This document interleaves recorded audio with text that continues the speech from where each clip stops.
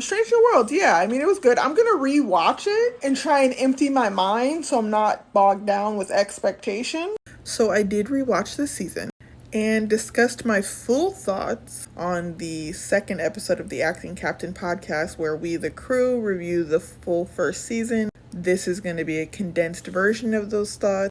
I really enjoyed the connective tissue that this built with connection to Discovery. I really love that they didn't try to pretend like this wasn't a spinoff. These characters came directly. It's only supposed to be a couple of months after the end of season 2.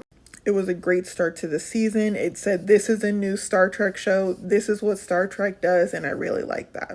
I really enjoyed that this was a somewhat self-contained ship drama. We did have some scenes with Spock and Pike on the planet, but most of the action took place on the ship. We got to see a lot of Babs as Dr. Mbenga this episode.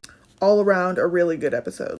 My favorite episode of the first season by far is Spock Amok. It's such a whimsical, out-of-pocket decision to go with a Freaky Friday.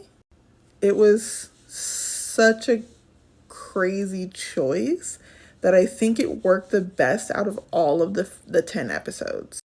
This episode was utterly heartbreaking. I don't think it landed the message it was trying to send. I think this might have been the first time I ever felt like the episode was lecturing to the audience out of context with the Star Trek universe. Before Pike returns to the ship, Allura is speaking to him, and she says, "Can you honestly say that no child suffers for the benefit of your Federation, that no child lives in poverty or squalor while those who enjoy abundance look away?"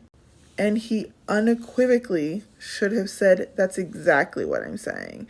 Because by the time they are traveling the stars, we know that they have resolved such issues as poverty and homelessness.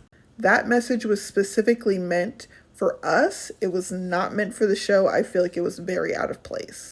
And I feel like maybe this goes without saying, but I will never forgive them for this. Never. Overall, I would give the first season a 6.5. You could push me towards a 6.75, but that's probably the best I can do. I hope season 2 is much better and more cohesive.